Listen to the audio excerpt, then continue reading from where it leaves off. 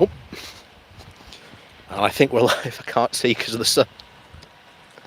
Are the numbers ticking?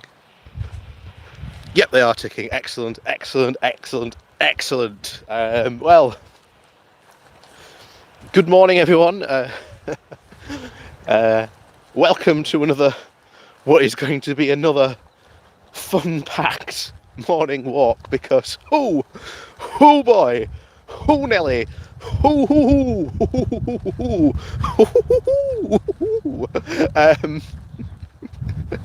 has it been a week? Boy, what a week it's been. Oh, they say a week is a long time in politics, but what a week it's been. Good morning to the two people there in chat. Just said good morning. Sorry, I can't see your names at the moment because I've got you against the sun and I can't see what's going on the screen. But anyway, good morning to you. Oh, someone else there. Good morning to you as well.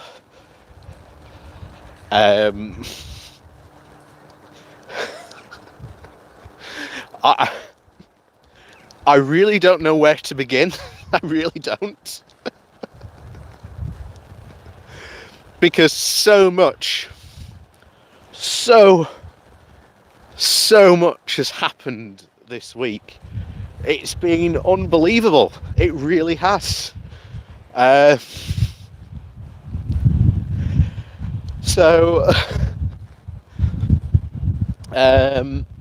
know what? Let's start from the very beginning. It's a very good place to start. So, last Sunday, because this is the new Tory strategy, they release big news on Sunday evening, seeming to think that somehow it's not going to get covered. And initially we got whisperings, shall we say, that something big was coming and it was going to be something to do with the withdrawal agreement. And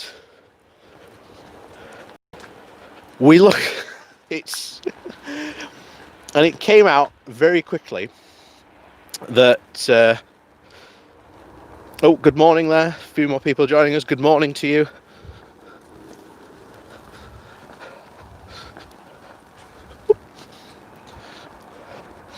So we got that initial hit, that initial oomph, that something was coming on Sunday.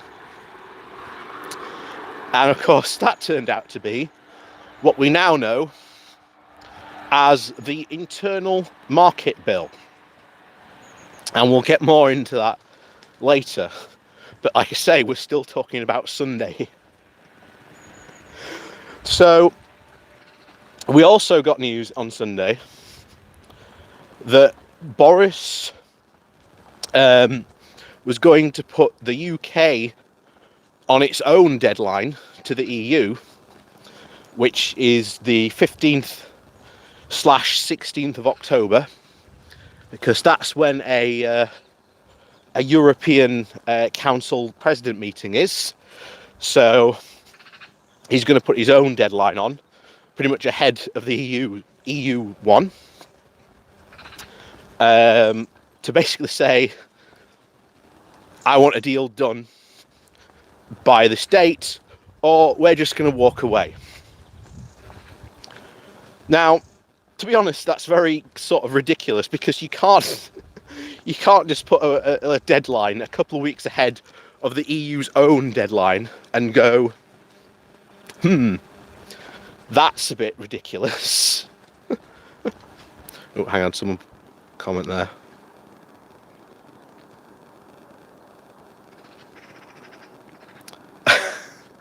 Well, the internal market bill is oven ready as the withdrawal agreement bill, who knows? maybe this is what, if you remember, a lot of commentators have been saying for a while, and were very suspicious. In fact, I myself didn't really think this was going to happen, because why would you spend all that time at a general election calling like this withdrawal agreement like an amazing, incredible deal, and then just completely renege on it? It just didn't make sense. But you think back now with the knowledge of hindsight, and all of a sudden it does make a lot of sense. It really does make a lot of sense that a lot of the Brexiteers were under very much the assumption that once we had signed the withdrawal agreement, we could just go back and renegotiate it.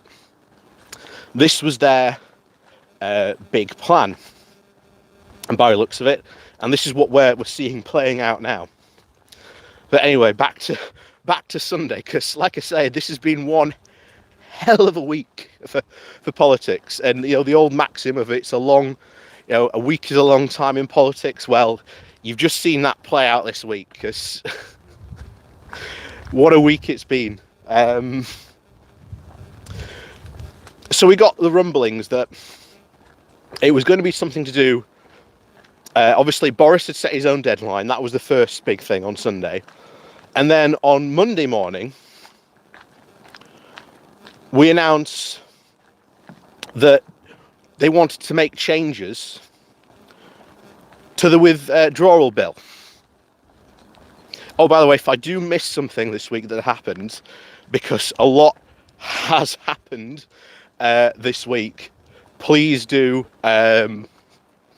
remind me in chat, because generally I was trying to like prepare just before I came out. That's why I'm a bit late, trying to like sort out all this information and how I'm going to talk about it.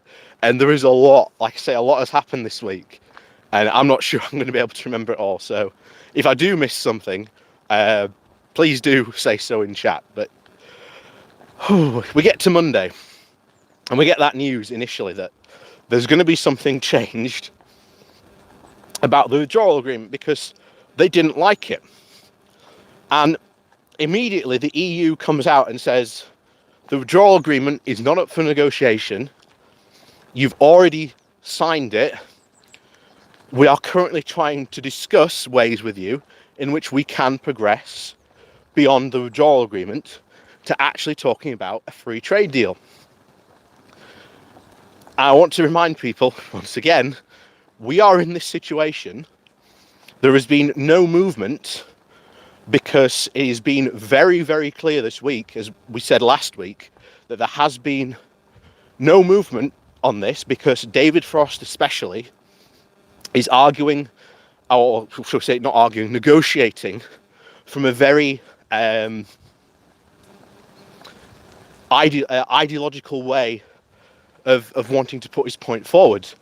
You can't escape that anymore. That has been the whole essence of what these negotiations have been, and the EU's been saying that. We read that from the from people who've been in those talks, that they're arguing with someone who isn't being pragmatic.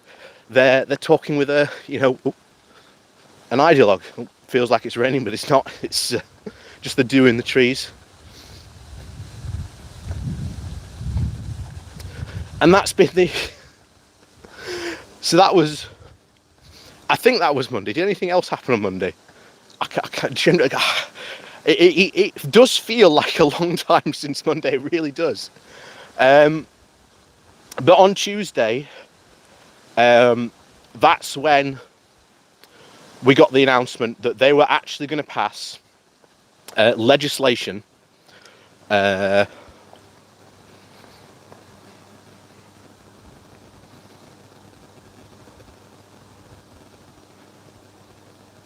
sorry, I'm just going through the talks. Dude.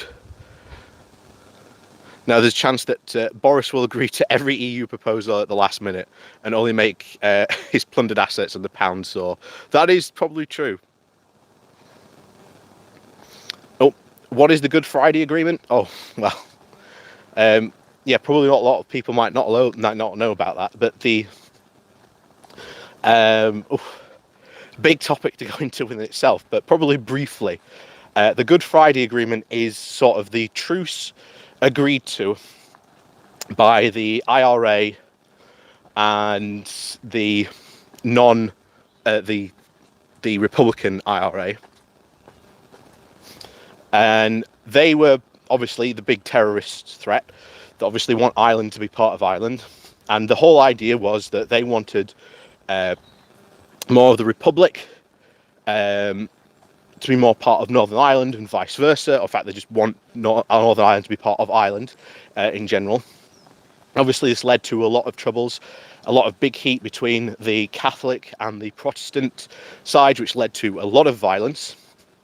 And it was agreed to that there should be, rather than a hard border, which had a lot of symbolic representation to the IRA, that it was part of like a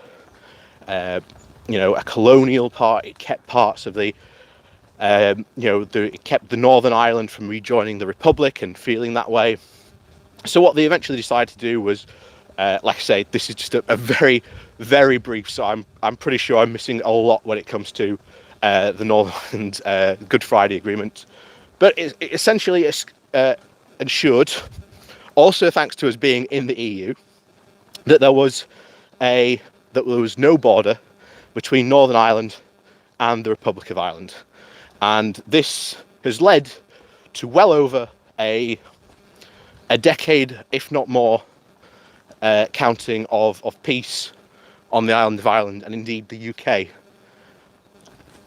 And now all that is, well, it's in jeopardy, needless to say.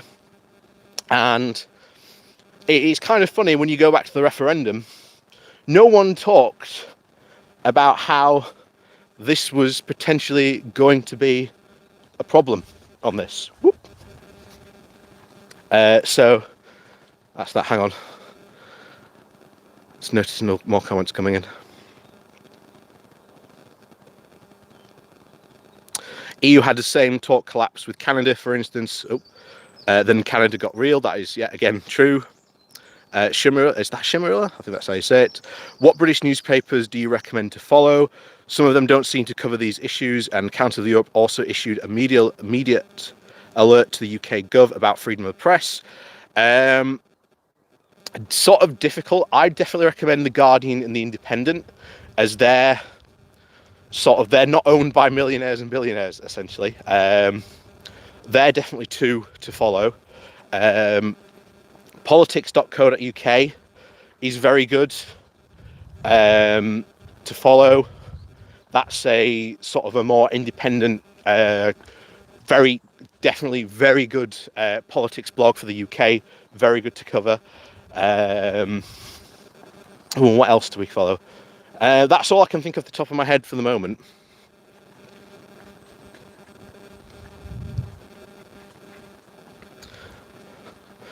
Oh, someone else here. I think the UK will only come to its senses when Brexiteers realise what no deal really means. Yeah, and by then it'll be too late, because we'll be in a no deal situation. I generally think this is the no deal situation they always wanted. There's nothing produced in Britain that can't buy from other EU member states. Again, that is true. This is what's continuously, you bring up this argument to Brexiteers and they don't understand this at all. They really don't.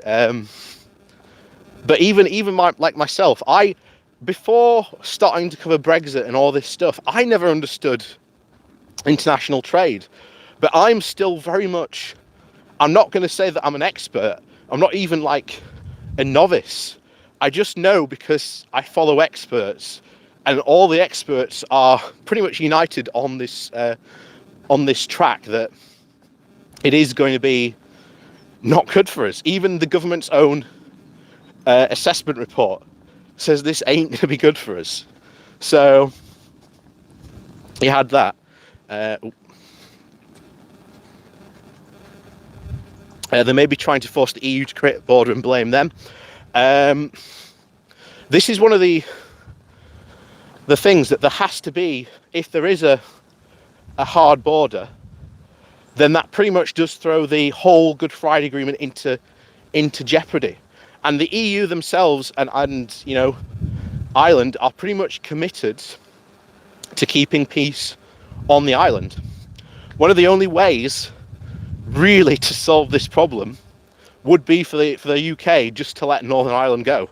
It would generally be you know, an easy thing to do, but that would involve a referendum not only in Northern Ireland but in Southern Ireland as well, because a lot of people don't realise this, that if there is a unification referendum, not only does the North have to vote to want to join the Republic, but the South also has to vote to let the North rejoin as well. So there's huge you know, things that could potentially happen. Now, we don't know if that vote does happen. We generally don't know which way it would go, because we could see, for example, maybe the North doesn't want to join the Republic. Maybe there's enough unionist support still, if there happens to be a reunification referendum, that they don't end up rejoining. That could still be the fate that, you know, what happens in Northern Ireland. But if you've been watching a lot of the news, a lot of people in Northern Ireland have really gone and seriously considered that the only way to solve this problem and to keep peace themselves is to rejoin Ireland. And if that was the case, it would be the only UK state to pretty much immediately and effectively rejoin the European Union, if that happened. So we're getting off topic now, but this is what it really does come down to. So you do need, I suppose, good enough knowledge to analyse that. Nope. There's this Paz News. Hey up, Bonnie lad. I'm beginning to buy a couple of extra tins and packets of storable food each shop, laying aside just in case of the Hunger Games in February, March. Sensible and to be advised, or just paranoid and fear? You know what? I genuinely don't know. I genuinely don't know. Because you are going to see at the border come January absolute chaos at the border.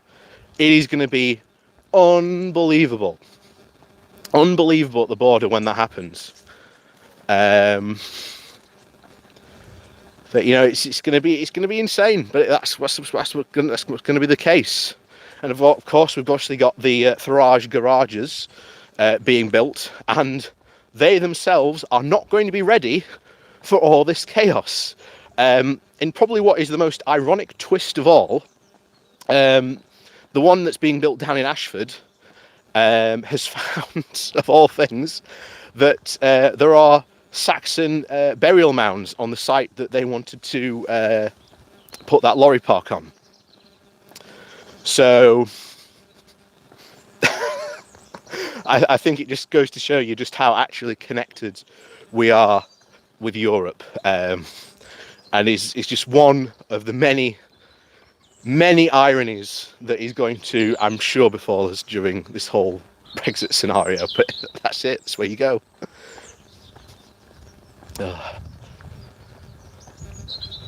Right.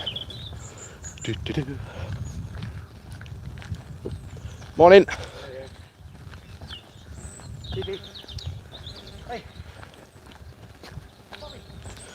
So, anyway, back to Tuesday. Tuesday, we obviously got the big announcement that this was going to be changes to the withdrawal, and immediately, because we didn't know what was going to be in the bill, but this was being portrayed by the Brexiteers as a way to stop the EU. This is how it's being portrayed. A way to stop the EU from misinterpreting the withdrawal agreement legally. That is what the Brexiteers in Parliament are saying. And this obviously led to the now what immortal phrase, and I suppose will be probably echoed down through the annals of time, in that it breaks the law in a very limited and specific way.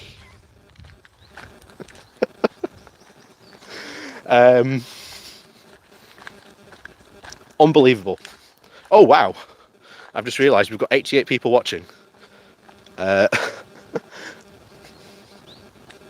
So, well, oh wow, 91 now. Welcome everyone.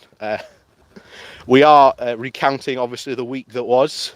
We are only up to Tuesday. Like I say, I have said if I do miss anything this week, please do tell me in chat, because a lot, I mean a lot, has happened this week. So please do tell me in chat. We've covered the rumblings of the Sunday evening, just to go over quickly for the people who are joining us. We've gone over the rumblings of the Sunday evening, the turbulent Monday morning, and the rebuke from the EU, and we're now on to Tuesday in a very limited and specific way. I am going to love that phrase from now until the end of time. I really am. Oh, and please do hit that like button. We've got 92 people watching and only 19 people have liked the video. So please do hit that like button.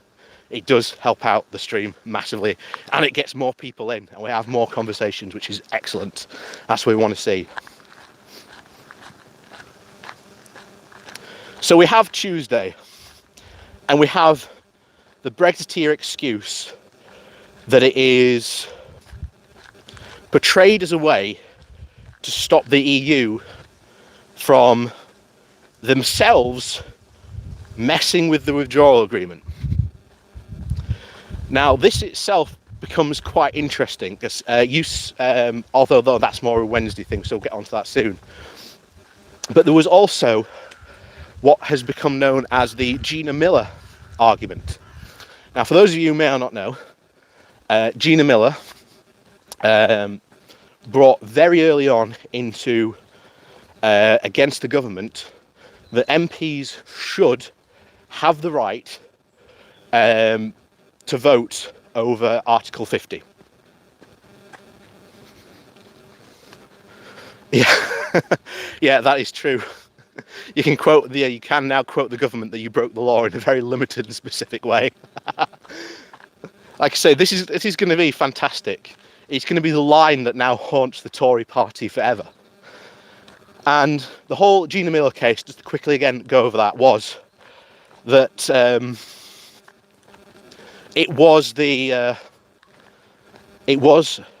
government was intending just to trigger Article 50, just like that, without a vote in Parliament. But Gina Miller won the right for Parliament, because, as the law said, the Parliament is a sovereign body and deserves the right to vote, which once again undermines the Brexiteers' argument that we weren't a sovereign country. And they're trying to use the Gina Miller case as another excuse, not only to break the law in a limited and specific way, but to say that because Parliament is a sovereign country, that we essentially reserve the right to break international treaties. Now, of course, that is incredibly funny, because if you look back to that whole Gina Miller case and all the brouhaha that the Brexiteers were making, or that Gina Miller was trying to overturn Brexit, here they are using Gina Miller as an excuse to try and break international law. Also came up in the Gina Miller case was that it was quoted by the judge that the UK, when it comes to international treaties, cannot already break a deal it has signed. So, once again, there's that happening. Oh, someone from Pacific Northwest. Yeah, we've heard about that, unfortunately. I do hope you're safe. Obviously, anyone else joining us from the Pacific Northwest, you know, we are... dear, nearly tripped. We are thinking, do stay safe during that time over there. And yet again, another reason why climate change is real. Oh. So, I think that covers Tuesday. We had a whole limited and specific way, and then we had also had their defence of trying to cover up and use Gina Miller, even though they hated her for so long, tried to use the Gina Miller case as a reason why Parliament should pass the UK Internal Market Bill, which is trying to essentially, we've all seen the whole thing about what this really is about is where the border goes, because there has to be a border somewhere, and as has been discussed before, there is no such thing as the sci-fi technology that the Brexiteers talk about in trying to create an invisible border. No such border like that exists in the world. You will have to create a hard border to accommodate these things. The other reason was where to put the border would be in the Irish Sea. Now that would mean that the Republic would stay and following the European Union rules, but not the British rules. And this obviously is a big thing for the Conservatives, because the full name for the Conservative Party is the Unionist and Conservative Party. So they're trying to argue for this, that the border between the Republic, not the Republic, but Northern Ireland and the UK should essentially be watered down. And for those of you who've watched the channel long enough, we've often talked about how Brexiteers have wanted to make Northern Ireland into probably the world's first state-sanctioned smuggler state. Because if we do deals with America or wherever, you could then have goods flowing into the EU via Northern Ireland, and lo and behold, you've got, as was said there, the world's first state-sanctioned smuggler state. So this whole withdrawal agreement bill is to try and deal with that. And the Brexiteers are now trying to tamper with that because they don't like it. Even though, wind back the clock only a couple of months ago, literally only a couple of months ago, and there is no evidence of them saying how wonderful the deal is, how amazing it is, and how this is finally a step forward. And I always said to people, this is only the beginning of the beginning of this whole saga. And yeah, looks like I was definitely proved right on that. Not only that, on Tuesday as well, we also learnt in a surprise move that Marc Francois has been replaced as the head of the ERG by Bernard Jenkins. And this is really strange because there was no fanfare, there was no press release. He just got replaced out of nowhere. And you're like, that's really strange. How on earth has one of the most powerful groups in the Conservative Party just changed their chair and kept it on a complete media down low? And as I commented during the week, not even like the parliamentary gossip columns were even talking about this. So it's really strange that in itself that happened, and I called it just completely bizarre. And he just was, because it was like he was just, Thanos out of existence. Someone just went click, and away he went. Of course, he's still in Parliament.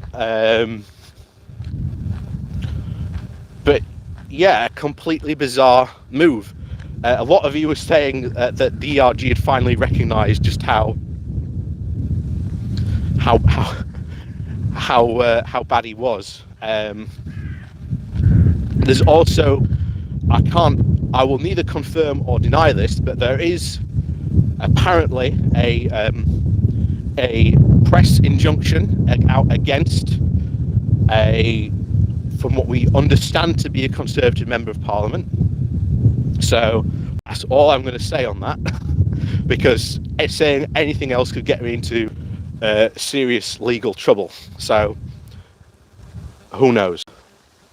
But that was Tuesday, and then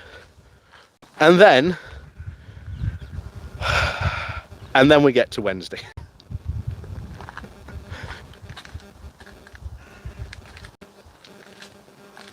So then we get to Wednesday, and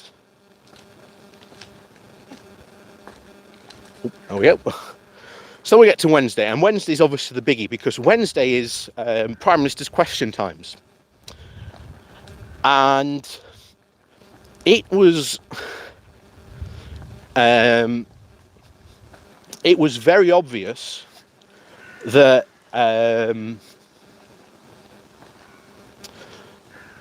that Boris was desperate for Keir Starmer to come in and straight up attack him over this whole EU fiasco that's going on, caused by Boris, of all people. And we sort of know this.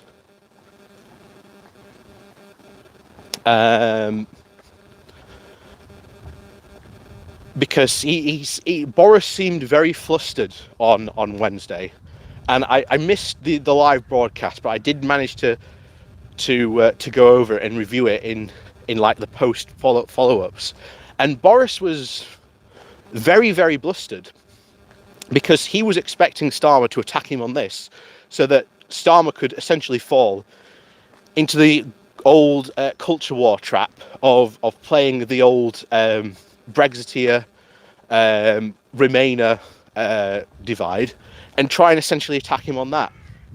Try and cast him as, Labour's once again trying to stop Brexit. And you're like, well, hold on a second, because we've seen not only this play out in Parliament last Wednesday, but also multiple times on television, where you've had someone from the Labour Party, someone from the Conservatives, and every single time the Conservatives try and blame Labour for the mess of Brexit.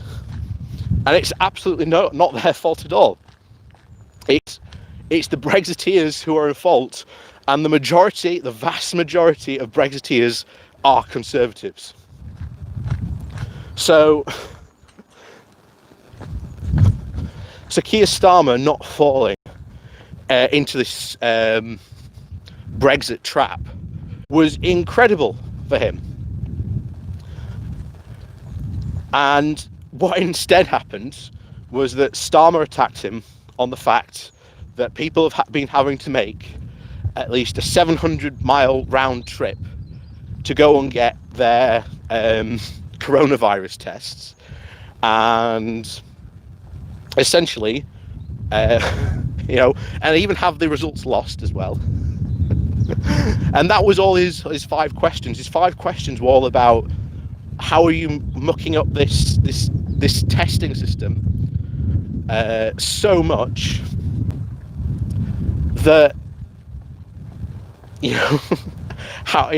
and Boris even for a second accepted responsibility that this was his fault. So there was that, only for a brief second, before he then decided to pass the buck that it was the British people at fault because too many people are going to be tested.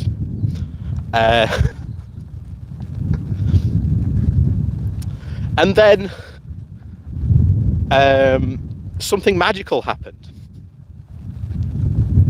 Lo and behold, out of nowhere, the rogue herself, Theresa May, comes in riding on a horse, galloping at pace, and then, of all things, criticises the Tory government. And what we have had since then is we are now seeing the beginnings of a Tory rebellion seeming to be led by all people by very senior ex-Conservatives, as well as in the House of Parliament, Theresa May.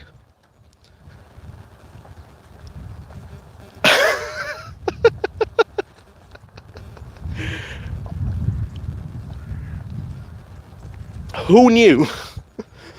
Who knew that that was going to be a thing? That Theresa May, of all people, would be the one to essentially lead the Conservative rebellion, which we've mooted about for a couple of weeks. Although I thought it was going to be more of a the government's response to the corona crisis that this was going to be developed by.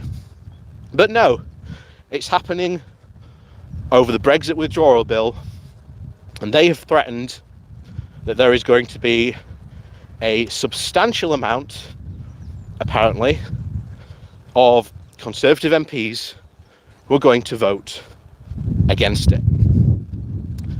And why is this happening? Well, this is classic conservatism. Of the Conservative Party have always cast themselves as the party of rule and law, and Britain itself has a long history of obligating international treaties and being the one who sticks up for the rule of international law. So how can we be the ones going out into the world saying all this stuff to like Russia, China, Iran for breaking international law when we ourselves are breaking international law? And as John Major put it, once we do something like this, the UK loses something very precious and almost is going to be impossible to get back. Oh yeah, the rebellion of the rebellion. Tories doing great. This one's from Bakura. How likely do you think that a mass of Tories will cross the bench? I've talked about this. I don't think it's beyond the realms of possibilities that you might see, possibly. This is a complete guess, but you know what? Brexit has been such a it's been such a bizarre show that it's not beyond the realms of possibilities that you may see Conservatives go, we're going to cross the benches, and that basically means that they are going to join.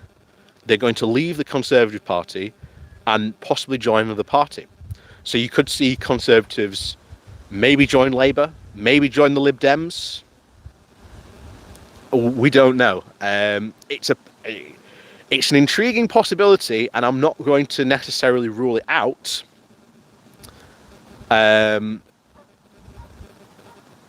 it could happen. I wouldn't say no to it, Bakura. I definitely think it could happen. Someone else says, I think this rebellion might help a bit with the UK's reputation if they manage to stop the bill. Oh. But it will make all the Brexiteers scream that this is the fault of the rebellion, that Brexit could not be successful. And we've talked about this before, about Brexit victimhood, that they are always looking to be the ones being betrayed. So this could indeed play into that narrative.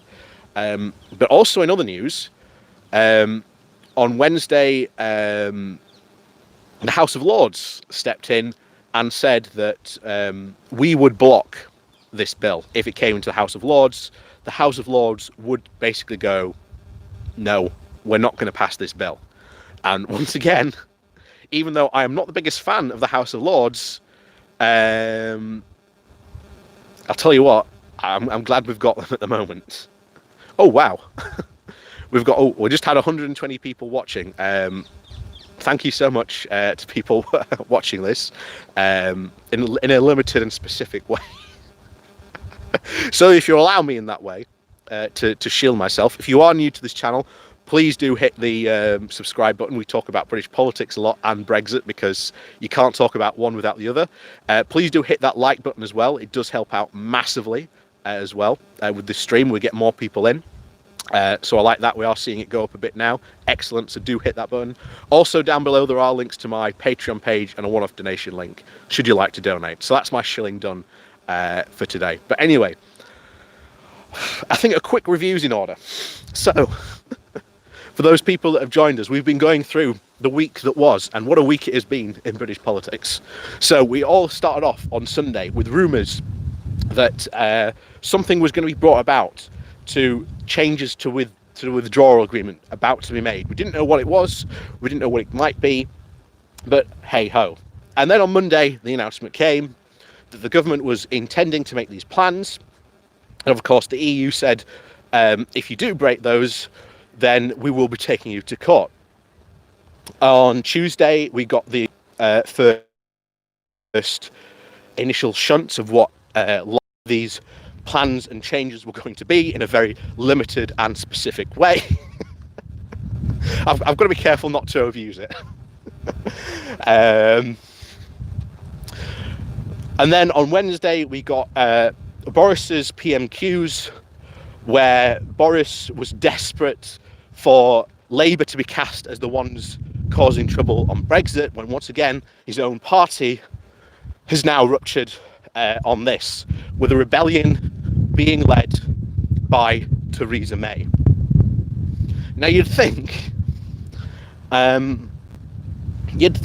that was it, that would be the week, but no, it continued into Thursday with more Conservative MPs coming out to speak against Boris.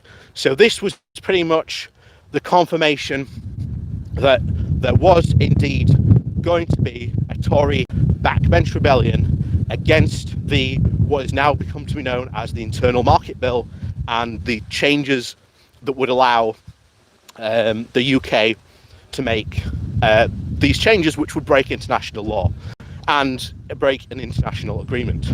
Also, thank you for someone reminding me there, because that's at the point where the US got involved, because Nancy Pelosi came out and said that if the UK breaks the Good Friday Agreement, we can kiss goodbye to doing a trade deal with them. And of course, Brexiteers are desperate to do a trade deal with the US, because to them this is going to be what cast as one of their big successful points of Brexit. You know, hooray, we've done a deal with the US. How wonderful we are. How wonderful Brexit was as a thing. You know, mission accomplished. And this also bears another thing, because I really do worry about November, people in America. I really do. I really do hope Joe Biden wins, and I really do hope that he wins in a very clean way, in a very decisive way, because if he doesn't, I worry that Trump's going to throw a fit. I worry that there's going to be violence from militias on voting day to essentially try and stop Democrats from voting. So it's a very, very worrying time, I think, for the US in those regards. But let's say Trump does win another term. Even if he does win, it's very doubtful that the support from the Democrats to try and block this bill will be blocked. Now, we haven't heard anything from Republicans as to whether this trade deal would go through. But interestingly enough, the Democrats can make a very good case to Republicans that this bill should be blocked because it's breaking international law. And of course, once again, America is another country that, even though it itself does like to break international law, doesn't like it when other countries break international law. So Democrats with enough, if they could whip up enough Republican support, we could see definitely this bill once again being cancelled. So even if Trump did win a second term, I do not think the Republicans would just allow essentially this breach of international law to go unchallenged. I really don't think it would. And that was Tuesday, not Tuesday, Thursday. So I'm getting mixed up. Did I miss anything from Thursday? I think that was everything that happened on Thursday. If not, we move forward to Friday, in which the EU essentially dropped the bomb. There's no other clear way to define it, but the EU decided it was going to drop the bomb on Boris Johnson. That if Parliament and the House of Lords, for some ungodknownly reason, decide that they are going to pass the internal market bill, the EU has said, we will not do a free trade deal with you. Now, we've said this in the past, that should negotiations fail and that no deal come about, all the EU is going to do is re-slide that withdrawal agreement back across the table, and negotiations on a trade deal are not going to be able to be restarted until we. So that's not going. The withdrawal agreement, even if we do decide to get rid of it, ain't going anywhere. Got a dog there. So there was that on Friday. Oh, morning. So there was that on Friday, essentially, and it ain't going to go anywhere, I think. Even if we do end up in a no-deal scenario and Boris decides to pass this, then the withdrawal agreement ain't going nowhere. It is just going to be slid back across to us and gone, so yeah, you need to sign this if you want a trade deal. So it ain't going to go anywhere. So, yeah, wow.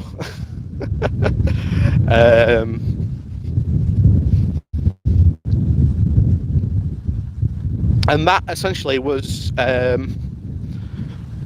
the week that was.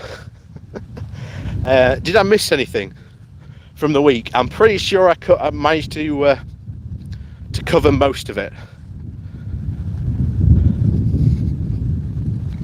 Like I say, I don't think I managed to miss any of it. But yeah, someone said there, what a week. And I think it's just proven the old maxim that a week is a long time in politics, and what a week it's been in British politics, and it's only going to gather pace next week as well. So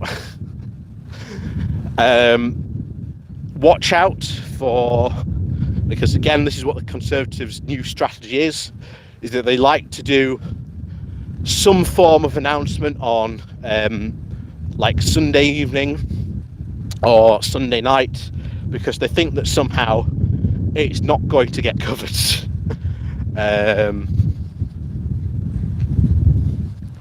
That's the situation that we're in at the moment.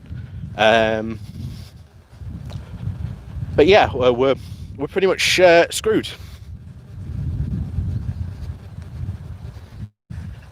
Essentially, and for Britons living in the EU, they're their status has probably just become even much worse, because if we do leave the EU in a no deal scenario, that means that there's nothing to guarantee their rights. So one of the things that I've warned of is what I call the Great Grey Return, because a lot of British expats have liked to, shall we say, go and retire in the EU, especially in Spain. And if you know anything about the Spanish government, they are quite right-wing when it comes to it, and do not like, just as the way you see asylum seekers attacked. Oh, hopefully you can hear me, it's becoming quite windy.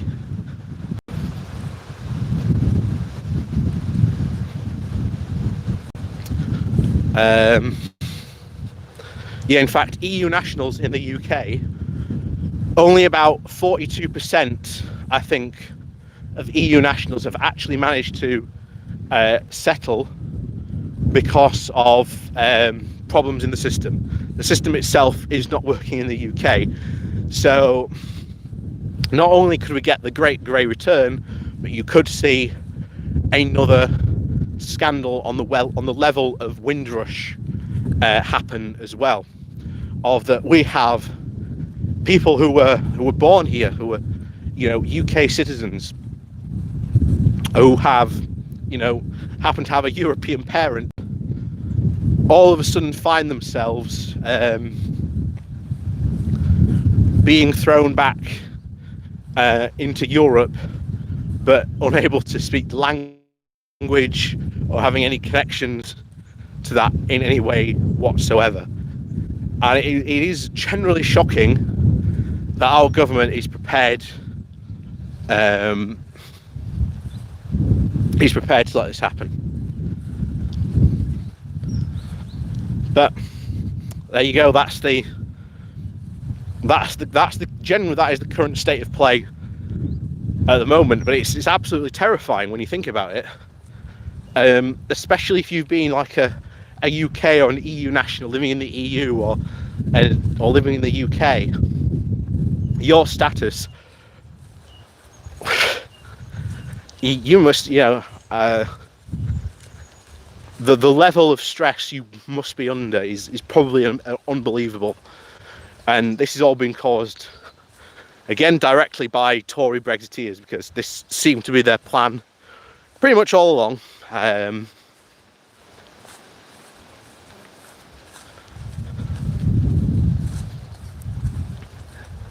I'm trying to find somewhere to go through the comments because it's I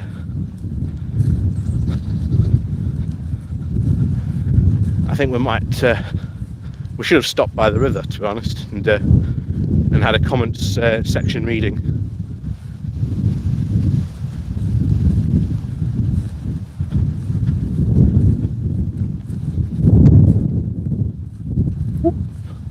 So I'll tell you what, we'll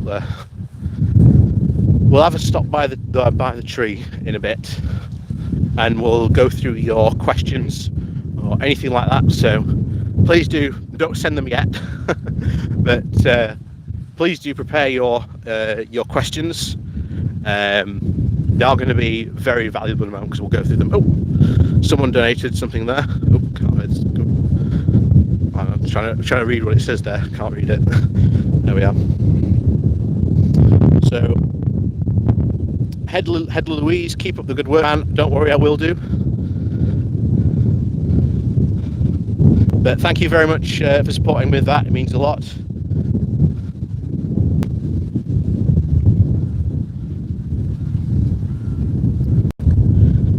But yeah, it comes into we're entering into a very interesting time, and I think you could see a lot of, if you thought this week was a long week,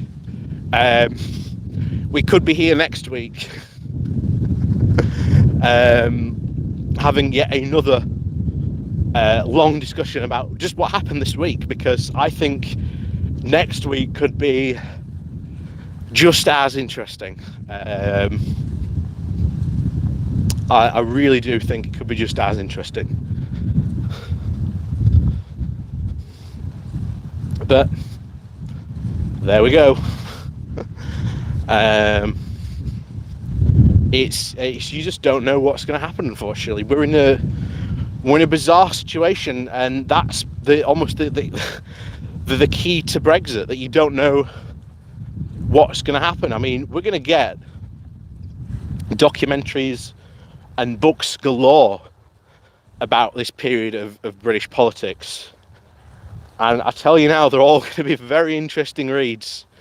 All going to be very, very interesting reads indeed.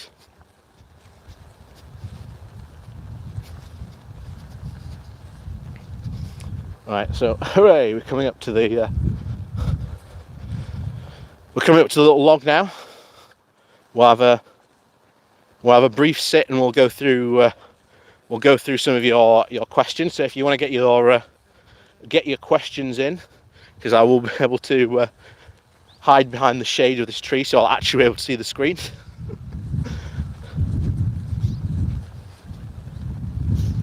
Here we go. Much better. Oh, yep.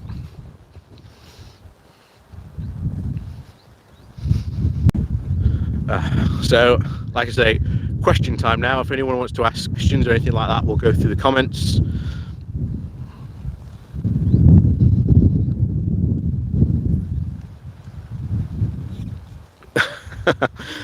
Pale Horse. We have mentioned Bozo's pep talk via Zoom to the MPs concerned about breaking the law. Don't worry, it's negotiating strategy. We're going to egg Barney's house. Yeah, that does seem to be the strategy. It does seem to be a complete vandalisation, and I'm, like I say, at the moment now, I'm generally lost for words, because I don't know how to respond to what these are, because at the beginning of the week I even said this might be just complete bluster from Boris, but who knows, it might not be. Boris might be 100% serious in all this. That means, of all things, that he has drank the Conservative Kool-Aid on this, and the Brexiteer Kool-Aid that the EU likes to do last minute deals, and he's somehow going to be convinced by his magnificent negotiating skills, because that's what the EU said they're negotiating with. They're not negotiating with David Frost, they're negotiating with the ideologue that is Boris Johnson. So we'll have to see.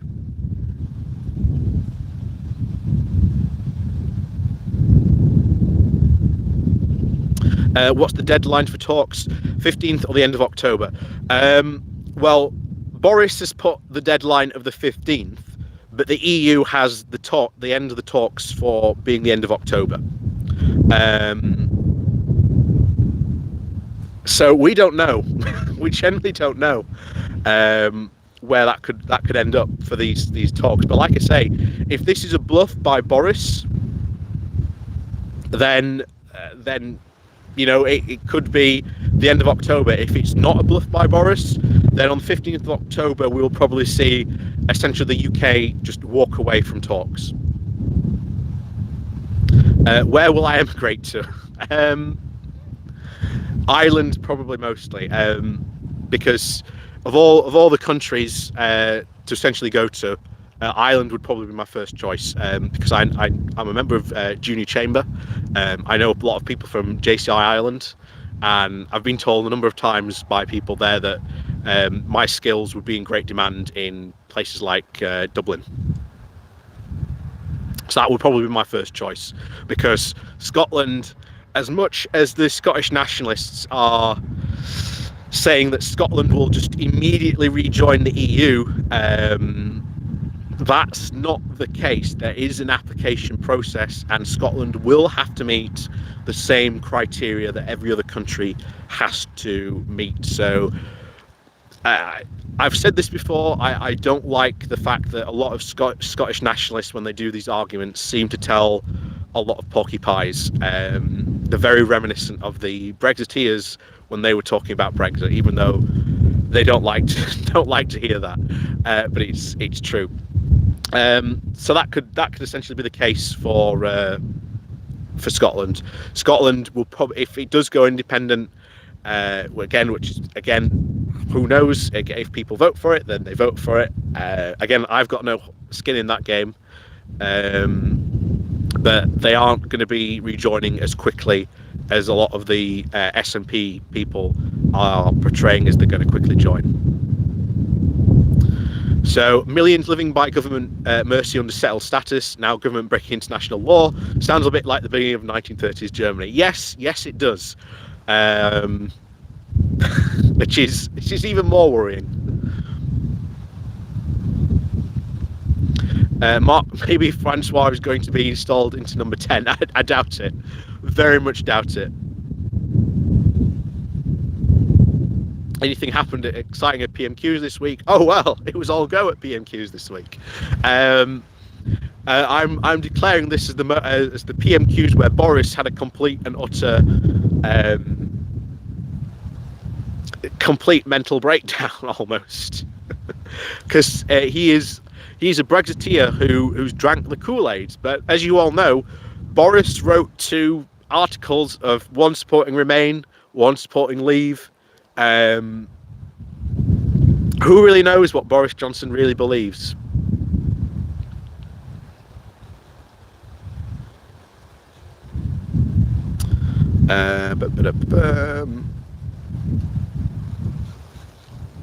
Please write to your Tory MPs. This madness has to end. Yes, please do. Not only just write to your Tory MPs, but write to your MPs in general. That is always the good mark, and a lot of people in the UK do not do it because they are not engaged and turned on in politics. But there you go. Pale Horse, it's mental. Why can't the UK press, including The Guardian, just state that we haven't produced anything to start the negotiations on? Not one single sheet of A4. Yeah, that's very much, that's been the case from the very beginning. Nothing. We've said this before in videos, but for the fact that Boris changed, got into being at the PM, the fact that he got the withdrawal bill going through, there is no difference between his position and where Theresa May was 2 months ago, not 2 years ago now. Nothing has changed, and it's bizarre to think of that in all those 4 years that nothing has changed, but that's what's happened. Oh, thank you for offering me your flat in Portugal.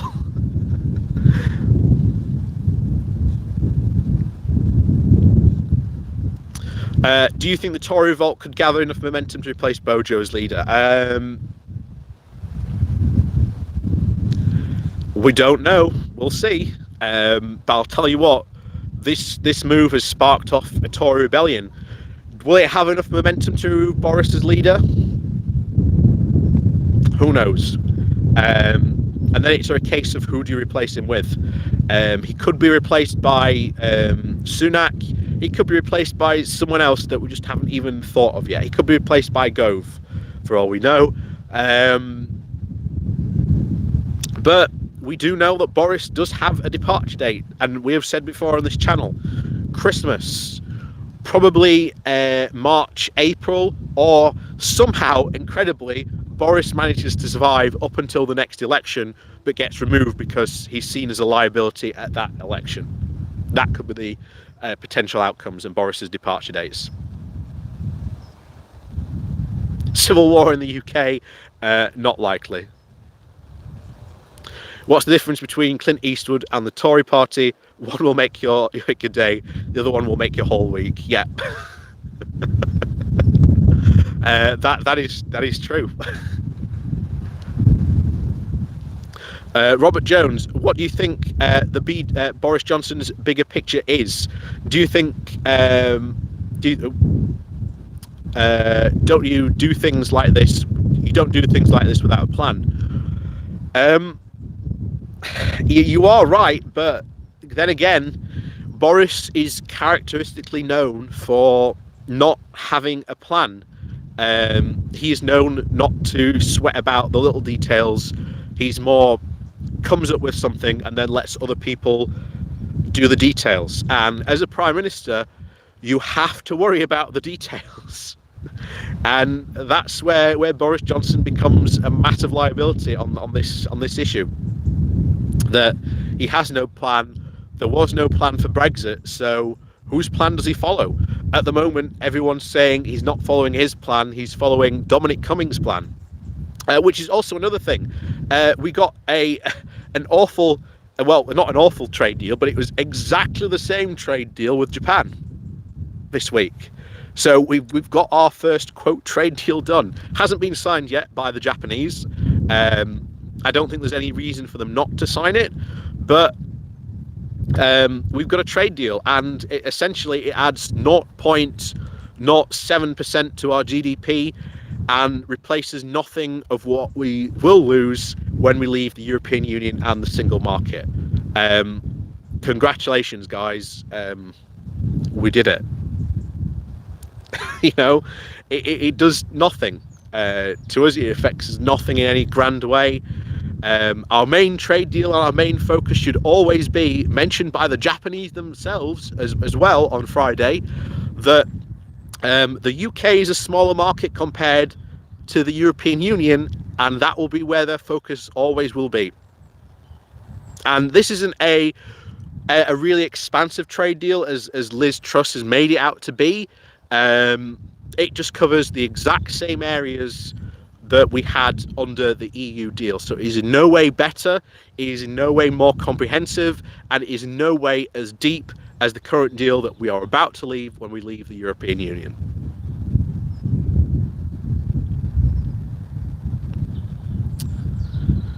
EU hopefully can fast track any Scottish joining processes. I think we're very receptive to them joining. They're not going to be fast tracked. The EU does not fast track countries in, and again, as the Scottish are hoping that they're going to be fast tracked, but whenever they bring this up, the EU doesn't say anything about them being fast tracked or anything like that. Not only that, they will have to meet the criteria of every other European country joining, and should they fail on one of those criteria, then they ain't going to be joining the EU. It's as simple as that. Ireland is looking for people with your skills. Dublin, like London, more expensive, but you should look at Cork, beautiful part of the country. I do know people who do live in Cork, so yeah, it could be.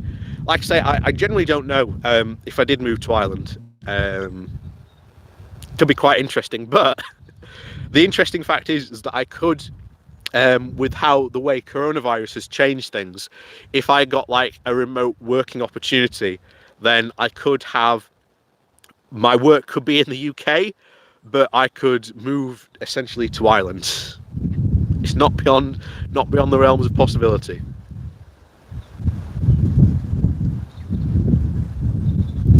What is Francois' successor like? Well, it's I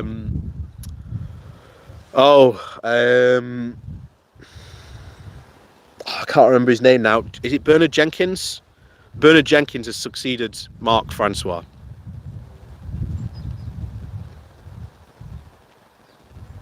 Yeah. Oh, Baring, do you like Tony Abbott? No, he's an absolute idiot. I don't know why he's on. Why would the UK, Baring, hello, why would the UK elect someone who's never done a trade deal? Tony Abbott's an idiot. He really is. He spent the massive trade deal that he, quote, signed was done 8 years by the opposition party. Oh. All right. Was done by the opposition party that he was in opposition against her.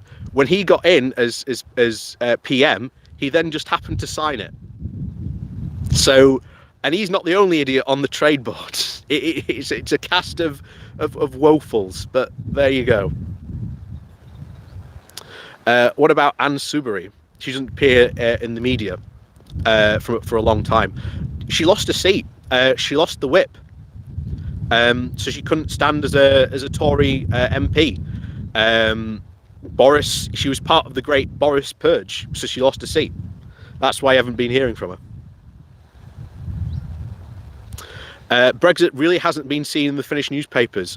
Of course, now there is, and they're asking, does Boris Johnson want to join von Bismarck and Hitler by breaking international contracts? Yeah, it doesn't surprise me, because this hasn't really been news to Europe for a long time. Hasn't been news to Europe for a long time. Will next week be interesting in a limited way? Possibly. Maybe possibly.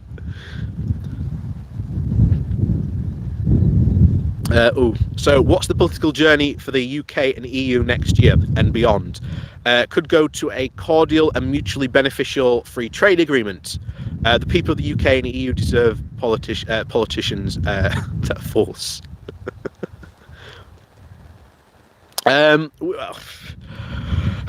We don't know, but I'll tell you what, we are burning a lot of goodwill in the EU. This is one of the big things that I keep on saying. If there are lots of programs that we could join being outside of the EU, but the question is, will the EU want us to actually be in those programs, given the way that we have acted as a country, breaking international rules?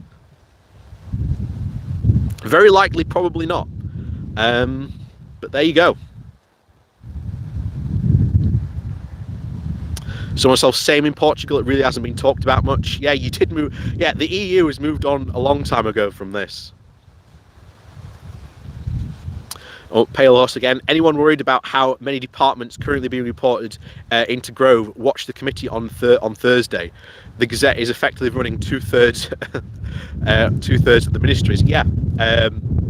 This is something that we haven't really talked about, but Boris and especially Cummings are trying to centralise as much as possible under the office of the Prime Minister, and that is should be a quite worrying power grab, because that means that there's essentially no accountability even more to these, and whenever something goes wrong, that means that ministers just aren't going to take responsibility and resign like they normally would do.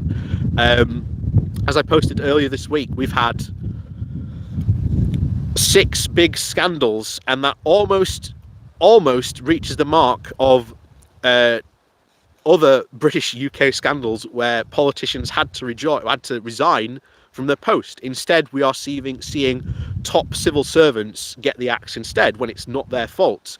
And this is going to create a really bad culture in our own civil service, because why on earth would you want to be a civil servant and try and innovate and bring in new ideas where, if it's deemed to be your fault, you're just going to get the axe? That is not a good working environment to promote.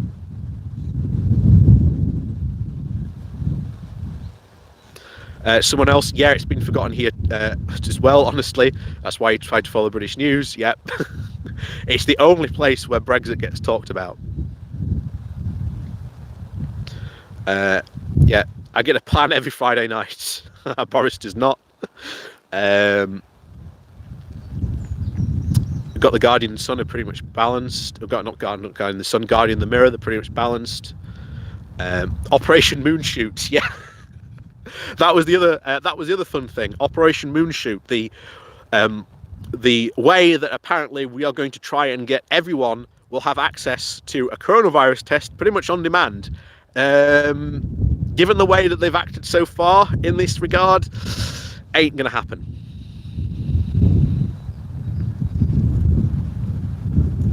Yeah, we're getting political image satire in real life. Yes, I often talk about the new adventures of Blonde Man, of Heseltine passing the mantle to Boris Johnson. Great Britain is the silly island in the world economy. Yep, that is what we are about to become. Funny how Brexiteers don't mention the sovereignty given away signed by the Japan trade deal. Exactly. We've talked about this continuously when it comes to the US trade deal. They really don't care about sovereignty. It was just a convenient slogan at the time, and now that's it. When the new leader of the ERG is installed, we will get brown smoke signals appearing over Whitehall and dogs howling at the sky. Probably.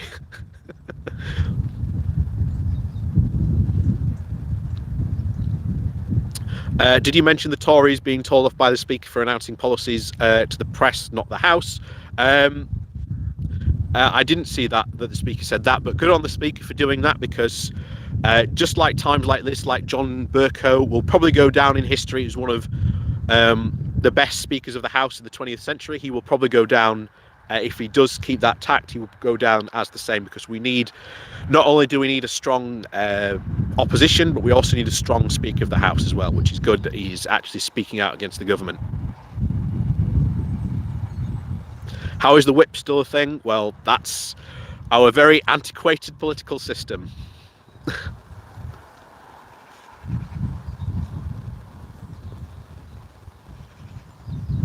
Great fan from Transylvania.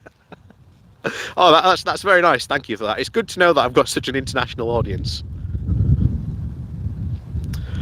Great, keep up the good work. Thank you very much. Thank you for all the support, by the way. Like I say, I'm going to shill myself again. I do have a Patreon page and a one-off donation link, should you like to support the channel that way. And of course, if you are new, do hit the subscribe button and like the stream, because again, it just gets us more attention. We actually have more conversations like this, which is great. I'm surprised it didn't make the headlines in France either. It took the recent drama about the UK domestic bill being highlighting Brexit again. Yeah. Like I say, most EU countries have just moved on. They really don't care, which is what everything the Brexiteers said would not happen. That apparently we were so important to the EU that we would get a deal like that. But again, just goes to show you just how wrong the Brexiteers were.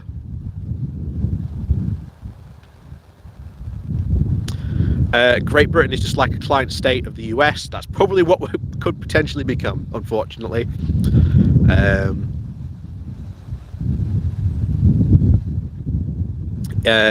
Yeah, pretty obvious when you prevent MPs from voting for voting for party interest instead of the people. Yeah. Oh, so this is someone. So this is Bark and Stefan Valin. I think that's how you say it. Bowler Hatman, what do you Bowler Hatman, what do you prefer between being a no deal and a Biden to win, or Trump to win but to be a UK EU deal for food that is not crap, etc.? Which do I prefer? I'm going to go with the lesser damaging option for us, which is getting a deal from the EU. That is the lesser damaging option. As much as I really don't want Trump to win, that's the lesser damaging option for us.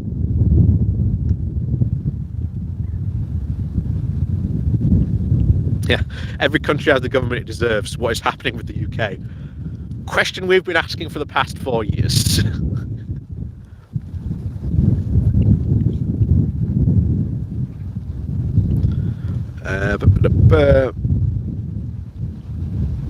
I wonder what the post-Trump and Johnson media landscape is going to be like. Probably true, but it's not going to really change that much. I mean, a lot of people say, oh, there's more stuff to cover with Trump, but not really. You know, stuff happens in politics all the time. It's just that politics is a lot more exciting, because I'll tell you now, British politics before Brexit was pretty boring, to be honest, and that's given someone that, you know, does follow British politics and does like to follow it. But there you go. Oh, somebody asking what the ERG is. The ERG is the conservative group called the European Research Group that have done no research on Europe whatsoever.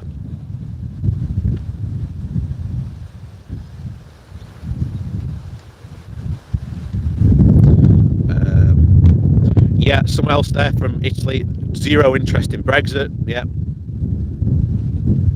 Yep, sovereignty was always a bogus argument. Yep, sadly also a fake one. Yep.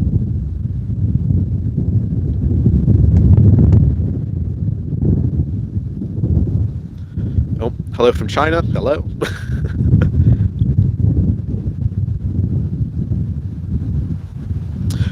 Do you think Boris will change the UK into a dictatorship like Trump is in America? Probably not, because we've got a different system.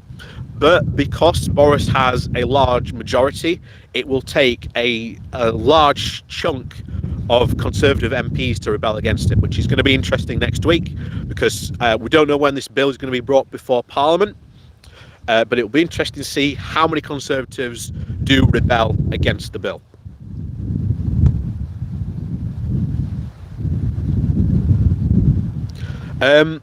This is from Ian Jones Chapman. Trump is a major win for fascism, but a win for Biden is a win for neoliberalism, and the people lose either way. I disagree, because you've seen Bernie Sanders do a lot to influence the Democratic Party, and because of Bernie running, there have been a lot more progressive candidates being able to get primaried through him and get into voting. So this is one of the things, change, especially in the systems like the UK and the US, change does take a lot of time to accomplish, and it also understands the political system that you're in. So you are right, it will be a loss, but it's not a total loss either. Yeah, UK politics isn't boring anymore. We must give Boris that, absolutely. Oh, someone else here. I've read a few books about why the UK ended up with Brexit, but I'm still not sure what happened. Do you have an insight, and what are the underlying causes, and even why it became a thing? This all goes back to 2012, where the first mention of Brexit becomes a thing, and this was because the EU started to bring in tax regulations that would stop companies bringing in tax dodging schemes. This obviously got the elites quite worried, and this obviously started to gain traction towards Brexit. But of course, this isn't the newest thing, because Brexit has been a political outlier for years. What was the success was Nigel Farage bringing UKIP in to essentially prime people for a referendum, because as UKIP demonstrated before the referendum, they had an easy 30% vote of the vote share should a referendum be called on the European Union. So it was just a matter of conning enough people and conning enough middle-class Conservatives, because that's not who actually voted, that won the vote for leave. People often think it was the lower class that voted, especially in the north, to leave, but it wasn't. It was actually the Conservative middle class, who were the original people who voted back in the 80s to join the European Union. But there are lots of theories out there, but for a definitive one, it's really hard to say. It's really hard to pin down and say exactly what the true cause was, honestly. Yeah, what a price to pay for exciting politics. Yeah, what a price indeed. Do you think the internal market bill will be amended to the point that it doesn't break international law? Who knows? We'll have to wait and see on that front. Labour have said they are going to bring amendments to it. The House of Lords have already said that if it does go through, they are not going to vote it through either. At this point, it's just a guessing game. We'll just have to wait and see.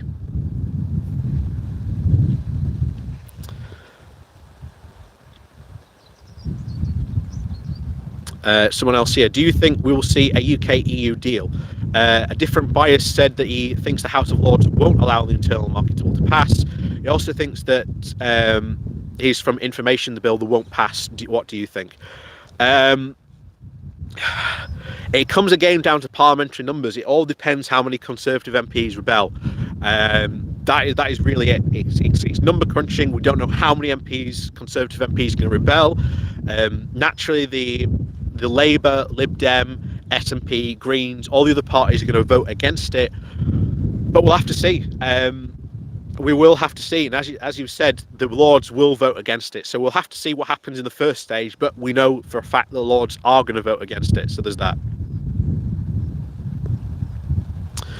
It's been 4 years since Brexit vote, and the EU has had time to prepare for a Europe without the UK. Exactly. They've been prepared since day one. To be honest, it's no longer the actual Brexit that drags on, the less powerful negotiating position for the UK gets. Exactly. We are about to learn just how much we relied on being in Europe and the European single market. And as I've said before, Brexit dies on the 1st of January. It has no lifeline beyond that.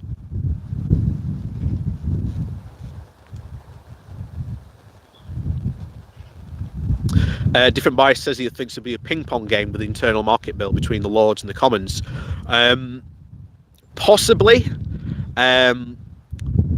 but you aren't allowed to bring the same bill, more than 2 times in the same sitting. So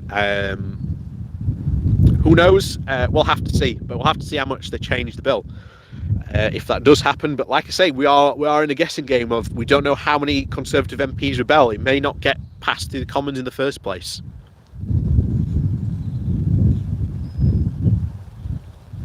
Recommended reading from someone there, Jane T. Gene Sharp, From Dictatorship to Democracy, UK Going Backwards.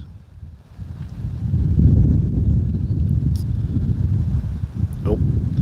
If you want to understand Brexit, first learn about world exceptionalism. Yeah, that is true. That does play a massive part in Brexit as well. Like I say, it's not one solid, concrete part you can really point to and say that was the reason people voted for Brexit. Like I say, you could get 10 Brexiteers who voted for Leave in the same room, and they would not agree on one thing.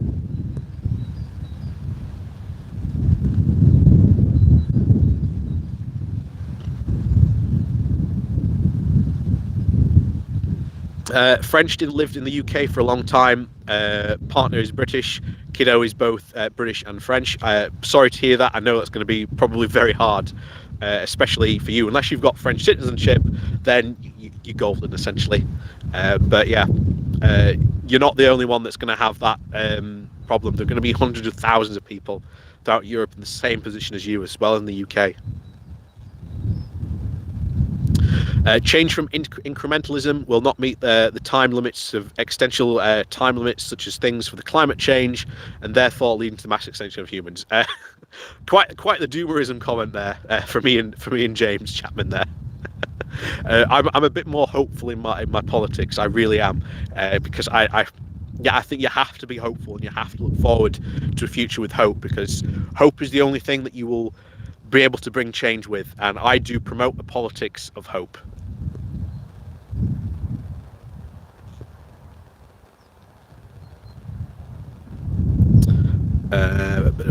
Looking for more questions. Crazy times indeed. Heather.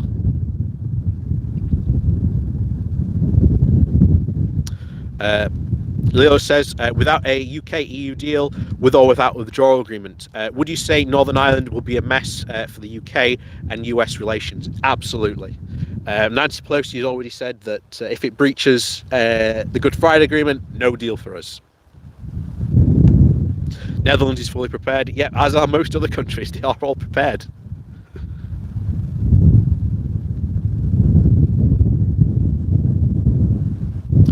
Yeah, Johnson has now tabled a bill that possibly won't make it through Parliament. You are right there, Conservator. You are right there.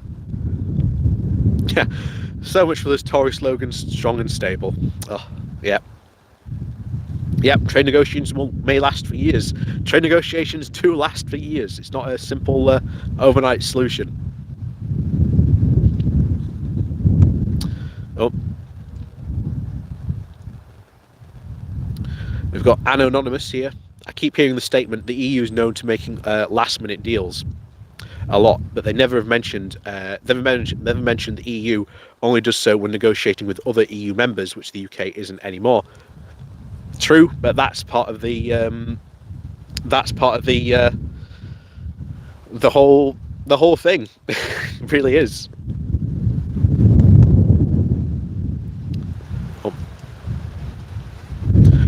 Someone another question for me here from Barkin.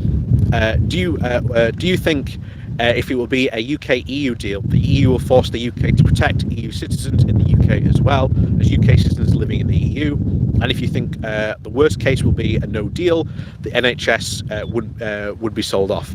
That is probably likely, given that there are many people on the Tory front bench who have basically openly said that they want to sell off the NHS. That is the deal where we are in.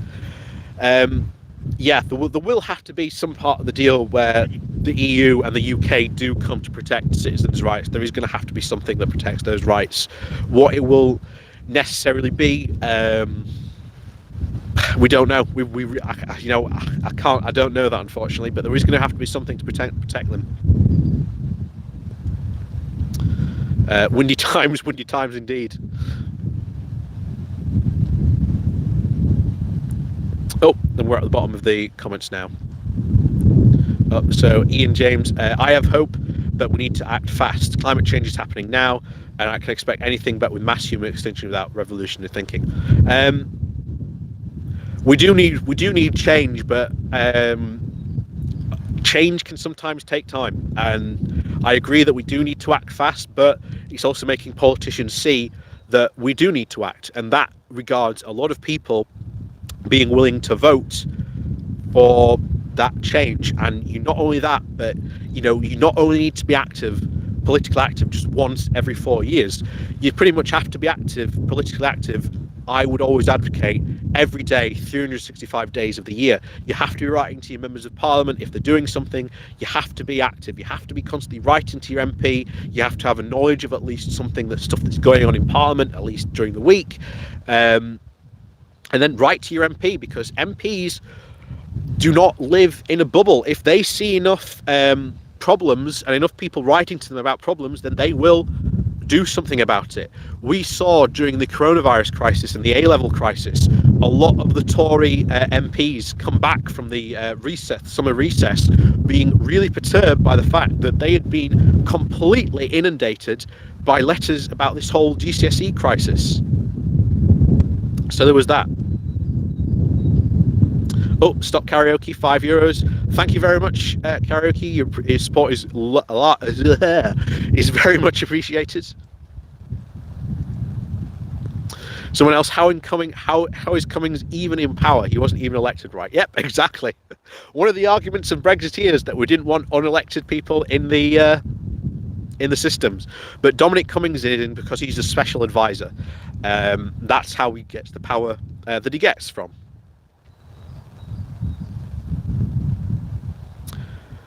Yep, the NHS will be 100% sold off once the UK accepts the Minimum Medicine Costs Act to be scrapped conditions for a US deal. Yeah, we will see medicine prices, if we do a deal with the US, go through the roof. And that will just put huge pressure on the NHS, because we subsidise a lot of our medicines over here up until about, I think it's 18. You get subsidised medicine, and then if you are unemployed you get subsidised medicine, and then once you get to retirement age you get subsidised medicine again. But the medicine price for you does not rise above £6.50 if you do want medicine, if you're not classed in one of those areas. So medicine always costs in here £6.50. You can go to the USA and look for similar costs, and it will be 300% higher than the cost we get it here.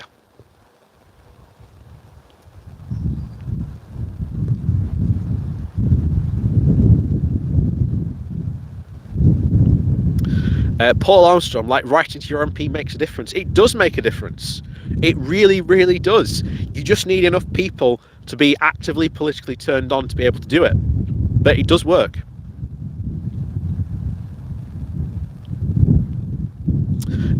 Dude is BTW at me. Looked into the NHS X already. Found it really concerning that part of the NHS has already got privatised, and they are going to get redirect public funding to it. Yeah, we've seen under the Tory government for over the past decade a more and more increased privatisation. One of the big things that really did affect the NHS was that originally, for private contractors, the NHS was in charge, and that they were the ones dictating the terms. One of the first things the Tory government, when they came in, was to change that around so that the private contractors were now in charge. So they could charge what, say 17 grand, and then turn around and say, well, actually, no, it's going to cost you more now, when they got that contract. Nothing the NHS can do about it, unfortunately, but that's privatisation for you.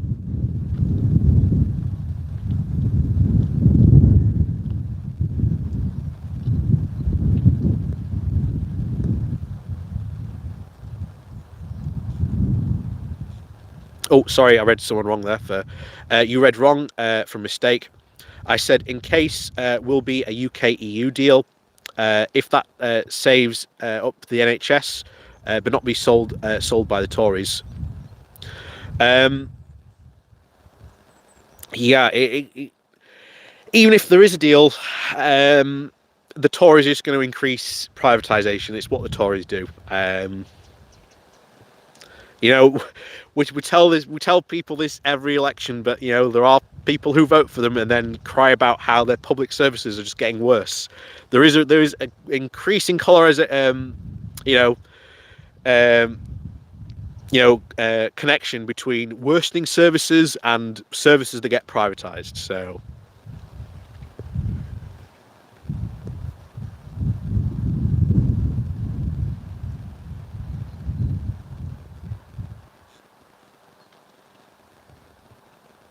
Thank you for the commentary.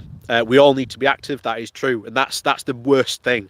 I weep when I see how active France is and how active their population is when it comes to politics, and you compare it to the UK, and it's just non-existent. The only good thing I'd say about Brexit that it has awakened, I'd say, a larger group of the population to being more politically active. That is ironically one of the good things about Brexit.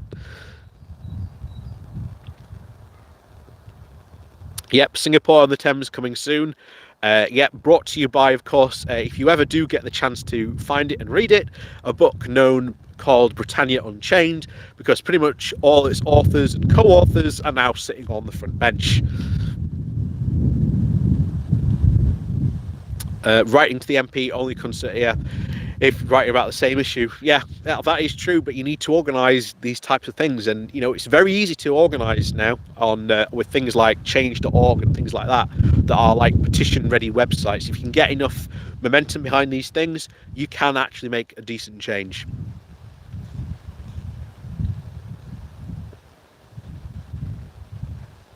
So we've been going over for an hour and 30 minutes now, and I tell you what, I should have worn some gloves because my hand on this is freezing, absolutely freezing. Oof. There we go. There we go. So thank you for you all joining me today. It's been an absolutely another corker of a walk. Been absolute corker of a walk. We've had another wonderful time. Obviously, I do these streams every Saturday morning. We have a good morning walk, and as this morning, it's a good morning walk in a limited and yet specific way. So, I do hope you have a excellent weekend in a limited and very specific way. And of course, do hit that like button and subscribe button if you are new in a very limited and specific way. And if you would like to support the channel another way, there are links down below to my Patreon page and a one-off donation link should you like to do that in a very limited and specific way. I've really got to be careful that I do not overuse that that phrase, but yeah, it's like the phrase of the week. I can't use it. I can't not use it at the moment. But thank you for so much for joining us. It's been absolutely wonderful. We'll see you all next week for, I'm sure, what will be another fun-packed week. And as always, if you can't be safe, be sensible and enjoy your weekend to the absolute fullest. So once again, thank you for joining me, and we'll see you all next time.